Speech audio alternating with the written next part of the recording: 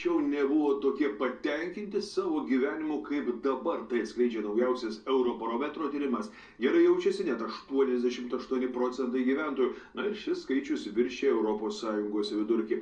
Gatvėje sutikti praeiviai mums priduria džiaugtis, padeda kokybiškas laikas su šeima, sveikata, na ir paprasti kasdieniai dalykai. O ekonomistai pabrėžia, jog pasitenkinimą gyvenimu šiandien palaiko sparčiai augantis atlyginimai ir didėjanti perkamoji galia. Ir vis dėlto gyventojai pripažįsta, kad labiausiai neramina augančios kainos ir geopolitinė įtampa. Džiaugsmas, juokas ir teigiamos emocijos, štai čia ant rotušės ledo. O kad lietuviai džiaugiasi gyvenimu, atskleidžia ir tyrimai. Dar niekada nebuvo tiek daug patenkintų žmonių dėl savo gyvenimo. O ką mano šalia einantys praeiviai? Pasiteiraukime. Kaip šiaip gyvenime jaučiasi? Nuostabiai. Kas džiugina? Viskas. Kas yra viskas plačiau? Darbas, namai, draugai, šeima. Iš kokios pusės pažiūrėsi, asmeniniam gyvenime viskas gerai, iš platesnė prasme žiūrint yra neramu, aišku. Taip, žinoma, kodėl turėtume liūdėti. Gyvenimas yra gražus ir geras. Tuoj mes socialdemokratus nuversim, bet čia yra didžiulė laimė. Tik dėl to. Sniego tik trūksta. Vienintelio sniego trūksta, daugiau nieko. Mane viskas džiugina, kiekviena aplinka, kiekvienas paukščiukas, mane viskas džiugina. Eurobarometro tyrimas atskleidžia, kad pasitenkinimas gyvenimu Lietuvoje pasiekia aukščiausius rezultatus.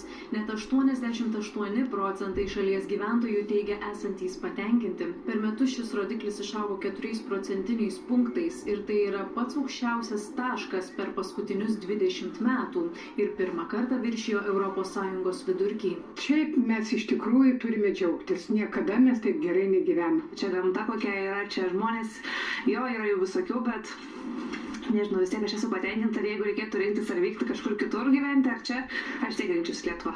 Nesu labai patenkintas, sakyčiau, kad prie sovietų buvo geriau. Čia turiu galvoti prie galutinių, kada visi normaliai gyvenom. Yra tokių žmonių, kurie net neturi ką valgyti. Iš tikrųjų. Man gerai. Jums gerai. Man gerai. Kodėl?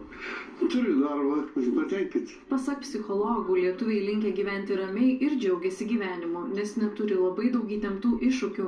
Taip pat sugeba susitvarkyti su problemomis. Tai kas sudaro esminę laimę, tai giminės, artimieji, draugai, santykiai su mums svarbiais žmonėm, tai pas mus čia pas lietuvius visai neblogai, o tarsi visa kita lieka už durų. Ekonomistai pastebi, kad žmonės laimingi dėl sparčiai kylančių atlyginimų. Taip pat auga ir perkamoji galia. Lietuviai niekada neturėjo tiek daug pinigų kaip dabar. Ta tarsi rodo ir prekybininkų duomenys, nes jų lyrikos įvairių prabangos dirbinių vartojimas nuolat kyla. Vietos investuotojai yra pakankamai aktyvūs, matome, kad auga naujos gamyklos Lietuvoje, investuojama yra pakankamai aktyviai ir užsienio investuotojai taip pat jau vieną koją jau žengia į Lietuvą, vėl grįžta. Tyrimas atskleidžia ir kitą medalio pusę. Ką lietuviai mato kaip didžiausią problemą šalyje? Pagrindinė bėda gyventojai išskiria infliaciją. Net 39% respondentų. Toliau rikiuojasi gynyba ir saugumas bei Rusijos invazija į Ukrainą.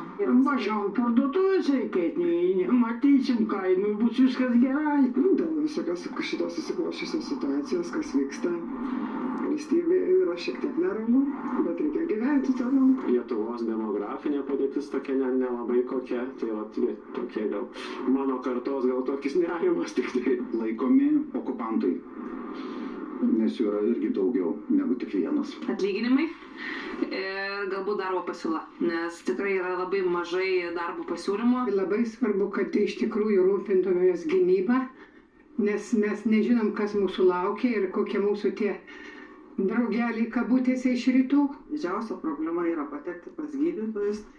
Didžiausia problema yra gauti talonus pas juos. Ekonomistai taip pat pastebi, kad infliaciją gyventojai jaučia. Turint omenyje, kad bus šliūkštelėta daug pinigų ir pagunda, kelti kainas bus labai didelė. Dėl to mes galime prisivirti košės ilgesniu laikotarpiu, nes jeigu mes užkelsime kainų lygį dabar, tai vėliau mums reikės eiti į skaistyklą ir atgailauti iš savo nuodėmės. Paslaugų segmente šiais metais pas mus infliacija siekia apie 6%, minimali alga pakilo ten apie 12-13%.